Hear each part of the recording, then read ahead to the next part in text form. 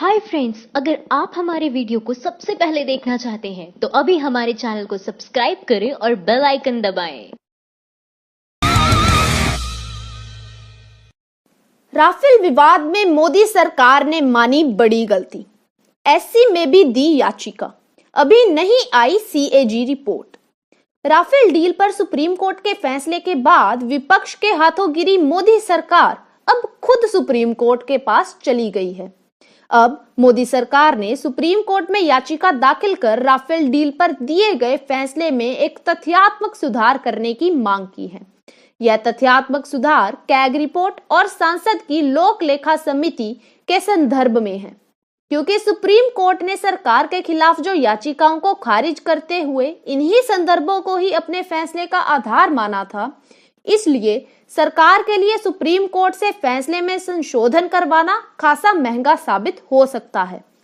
साथ ही फैसले के बाद सरकार पर विपक्ष का सीधा हमला भी फैसले में आए रिपोर्ट और सांसद की लोक लेखा समिति के संदर्भ पर ही आधारित था। कांग्रेस अध्यक्ष राहुल गांधी ने अपनी प्रेस कॉन्फ्रेंस में फैसले के इन्हीं संदर्भों पर सवाल खड़े किए हैं और कहा है कि सरकार ने सुप्रीम कोर्ट में कैग रिपोर्ट और सांसद की लोक लेखा समिति की बात पर साफ झूठ बोला है। वहीं उच्चतम न्यायालय ने भी शुक्रवार को अपने फैसले में कहा था कि कैग के साथ कीमत के ब्यौरे को साझा किया गया और कैग की रिपोर्ट पर पीएसी ने भी गौर किया है। आपको बता दें कि कैग रिपोर्ट और सांसद की लोक लेखा समिति का जिक्र फैसले के पैराग्राफ 25 में किया गया है। इन्हीं तथ्यों को आधार मानते हुए कल सुप्रीम कोर्ट ने कहा था कि सरकार द्वारा दिए गए साक्ष्यों के आधार पर कोर्ट इस सौदे की जांच के आदेश नहीं दे सकती है। साथ ही कैग रिपोर्ट की बात सरकार ने सुप्रीम कोर्ट में दी है, उस पर खुद लोक लेखा समिति मल्लिकार्जुन खड़गे जुटला चुके हैं। उन्होंने कल प्रेस कॉन्फ्रेंस को संबोधित करते हुए कहा था कि अगर राफेल में से जुड़ी कोई रिपोर्ट आती तो उसे पहले लोक लेखा समिति में लाया जाता, क्योंकि कोई ऐसी रिपोर्ट है ही नहीं, इसलिए इस समिति में आई ही नहीं। सरकार ने सुप्रीम कोर्ट में कैग और लोक लेखा समिति संदर्भ में झूठ बोला है। जिस राहुल को पप्पू कहने के लिए शाह ने 1000 करोड़ रुपए खर्च किए, 5 राज्यों में हार के बाद उसे राहुल जी बोल रहे हैं। कहते हैं कि वक्त अच्छा हो या बुरा, उसकी एक खासियत है कि वो गुजर जाता है और किसी के बुरे वक्त में उसका मखौल करने वाले, उसका मजाक उड़ाने वालों के मुंह पर जोरदार तमाचा भी वक्त ही लगाता है। कुछ ऐसा ही हुआ आज अमित शाह की प्रेस कॉन्फ्रेंस में। राफेल विवाद पर सुप्रीम कोर्ट के आए फैसले के कुछ ही देर बाद अमित शाह ने एक प्रेस कॉन्फ्रेंस की, जिसमें उन्होंने कांग्रेस अध्यक्ष राहुल गांधी को राफेल मामला उठाने के लिए खूब खरी खोटी सुनाई। लेकिन इस बार उन्होंने राहुल गांधी को हर बार की तरह कांग्रेस अध्यक्ष राहुल गांधी ना कहकर कांग्रेस अध्यक्ष श्री राहुल गांधी जी कहा। इस पर वरिष्ठ पत्रकार दिलीप मंडल ने तंज कसते हुए सोशल मीडिया पर लिखा, ओबीसी राजनीति के बारे में मुझसे दर्जनों सवाल पूछने और मुझसे असहमत होने के बाद राहुल गांधी ने मेरे एक सवाल के जवाब में कहा था, मेरी पप्पू वाली इमेज बनाने के लिए बीजेपी आरएसएस ने 1000 करोड़ रुपए खर्च किए हैं। यह कहकर राहुल हंस पड़े। आज अमित शाह ने अपनी प्रेस कॉन्फ्रेंस में कहा, कांग्रेस अध्यक्ष श्री राहुल गांधी, फिर ना जाने क्या सोचकर कहा, कांग्रेस अध्यक्ष श्री राहुल गांधी जी। आज फिर राहुल गांधी जी ने हंसने का दिन है। बीजेपी नेता विजय वर्गीय बोले, राहुल विदेशी स्त्री की संतान। प्रियंका बोली, हार की चोट गहरी लगी है। देश की मौजूदा राजनीति में भाषाई स्तर काफी नीचे पहुंच चुका है। इसका जीता जागता उदाहरण है बीजेपी महासचिव कैलाश विजयवर्गीय का ट्वीट, जिसमें उन्होंने सैटरडे मोटिवेशन देने के चक्कर में नकारात्मक विचार पेश किए हैं। उन्होंने लिखा, विदेशी स्त्री के उत्पन्न संतान कभी देश हित और राष्ट्रीय प्रेम का अनुगामी नहीं हो सकता है।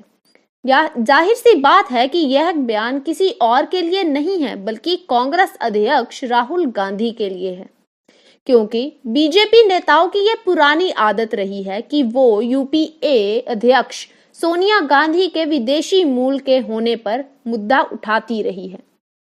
खुद बीजेपी अध्यक्ष अमित शाह ने एक बार अपने बयान में कहा था कि इटली में चुनाव हो रहे हैं, वहां राहुल जी को जाना चाहिए।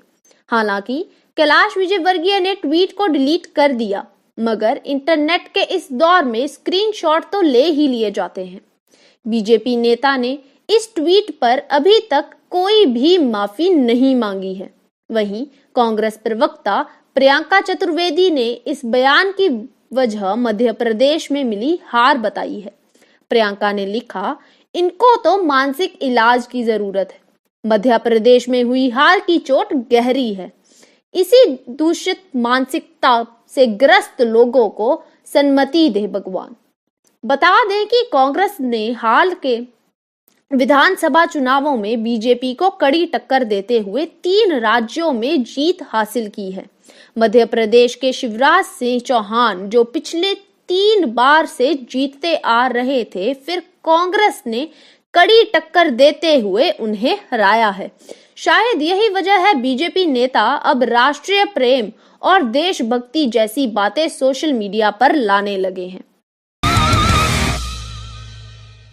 स्मृति ईरानी के बाद अब बीजेपी समर्थक लेखिका ने कांग्रेस को बदनाम करने के लिए पोस्ट किया फेक वीडियो। 5 राज्यों में करारी शिकस्त के बाद बीजेपी और उसके समर्थकों ने फेक न्यूज के जरिए कांग्रेस को बदनाम करना शुरू कर दिया है। स्मृति ईरानी द्वारा राहुल गांधी के बयान को तोड़ मरोड़ कर पेश किया जाने वाला फेक वीडियो शेयर किए जाने के बाद अब बीजेपी समर्थक लेखिका मधु पूर्णिमा किश्वर ने झूठे दावे करते हुए एक वीडियो पोस्ट किया है। बीजेपी समर्थक लेखिका ने वीडियो को पोस्ट करते हुए लिखा, कांग्रेस की जीत को अभी 24 घंटे भी नहीं बीते कि बाबरी मस्जिद लेकर रहेंगे और पाकिस्तान जिंदाबाद के नारे लगने लगे। इनके इस ट्वीट को एक्टर कोनिका मित्रा ने भी रीट्वीट किया है। सोशल मीडिया पर इस वीडियो को लेकर यह दावा किया जा रहा है कि राजस्थान, जहां कांग्रेस की जीत के बाद मुसलमानों ने जश्न मनाने के लिए एक जुलूस निकाला, जिसमें पाकिस्तानी झंडों के साथ लोगों ने पाकिस्तान जिंदाबाद और बाबरी मस्जिद लेकर रहेंगे जैसे नारे लगाए। हालांकि जब इस वीडियो की पड़ताल की गई तो पता चला कि यह वीडियो 2 साल पुराना यूपी के संभल का वीडियो है और वीडियो में नजर आ रहे झंडे पाकिस्तान के नहीं बल्कि भारत की पार्टी इंडियन यूनियन मुस्लिम लीग के झंडे हैं। द क्विंटन ने इस वीडियो को लेकर एक रिपोर्ट भी कर चुके हैं। इस वीडियो को 6 दिसंबर 2016 को जुनैद जुबेरी नाम के शख्स ने यूट्यूब पर पोस्ट किया था। इस वीडियो में बाबरी के बारे में तो नारे लगाए गए थे, लेकिन पाकिस्तान जिंदाबाद जैसे कोई नारे नहीं लगाए थे। दिलचस्प बात यह है कि यह वीडियो 1 साल पहले भी खूब वायरल हो चुका है। बस फर्क इतना है कि उस वक्त उस वीडियो को मुसलमानों को बदनाम करने के लिए इस्तेमाल किया जा रहा था और अब कांग्रेस को बदनाम करने के लिए। इस वीडियो को विवादित कैनेडियन लेखक तारिक फतेह ने भी अपने ट्विटर अकाउंट से शेयर किया है। तारिक ने इस वीडियो को शेयर करते हुए लिखा, राजस्थान के चुनावी नतीजों के बाद भारतीय मुसलमान अल्लाह अकबर के नारे लगा रहे हैं, पाकिस्तानी झंडे भी फहरा रहे हैं। हालांकि बता दें, बाद में उन्होंने इसमें थोड़ा सा सुधार करते हुए पाकिस्तानी झंडे की जगह हरे इस्लामी झंडे शब्द का इस्तेमाल किया। यूपीए के मुकाबले एनडीए में 50% से ज्यादा घटी कमाई, 11% से घटकर 5.4% हुई अर्निंग पर शेयर। अगले साल देश में लोकसभा चुनाव हैं। पिछले कुछ महीनों में देश में बहुत कुछ बदल रहा है और अब बदलते बदलते देश की जीडीपी और उसका फॉर्मूला भी बदल गया। बीते बुधवार को सेक्टर स्टैटिस्टिक्स ऑफिस और नीति आयोग ने एक नए आधार वर्ष और नए फॉर्मूले के साथ 2018 की दूसरी तिमाही की जीडीपी को पेश किया। बता दें कि जीडीपी की गणना किसी एक वर्ष की जीडीपी के आधार पर की जाती है। पहले ये वर्ष 2004-05 था, जिसे अब बदलकर वर्ष 2011-12 कर दिया गया। इसमें एक नई चीज यह हुई कि वर्ष 2005-06 से वर्ष 2011-12 की जीडीपी के आंकड़ों को गलत बताते हुए उसे बदल दिया गया और अब कहा जा रहा है कि मोदी सरकार के कार्यालय में जीडीपी बेहतर हुई है। पहले इसे गलत फॉर्मूले के साथ निकाला जा रहा था और अब फॉर्मूला ठीक है। इस नए फॉर्मूले पर कई सवाल खड़े हो रहे हैं। इसमें ऐसे कई आंकड़े जोड़े गए हैं जो पहले मौजूद नहीं थे और इन आंकड़ों का स्रोत भी ठोस नहीं है। साथ ही कई तरह के निवेश जो लगातार घट रहे हैं उसे भी इन आंकड़ों में जोड़ा नहीं गया है। इसके बावजूद भी एक मामले में मोदी सरकार ने खुद ही अपनी पोल खोल ली है। सरकार के आंकड़ों में यह देखा कि जीडीपी मोदी सरकार के कार्यालय में बढ़ रही है, लेकिन कमाई घट रही है। सरकार ने अपने आंकड़ों में बताया कि वर्ष 2006 से 14 तक सामान्य जीडीपी 6.7% रही, जबकि वर्ष 2015 से 18 तक जीडीपी 7.3% रही। लेकिन वहीं अर्निंग पर शेयर यानी कि कमाई 50% से भी ज्यादा घट गई है। Bloomberg.com में CASO के हवाले से जो आंकड़े आए हैं उनके मुताबिक EPAS जो वर्ष 2006 से 2014 के बीच सामान्य 11% रहा, वो अब 50% से ज्यादा घटकर वर्ष 2015 से 18 के बीच 5.4% पर आ गया है। मतलब अगर मोदी सरकार के लिए फॉर्मूले की जीडीपी को मान भी लिया जाए तो सरकार के वर्तमान आंकड़ों में भी यह कहा जा रहा है कि कमाई 50% से ज्यादा घटी है। जीडीपी बढ़ना और कमाई का घटना किस तरह का विकास है, यह सवाल सरकार से जरूर पूछा जाना चाहिए। माइंड द न्यूज रूम की रिपोर्ट।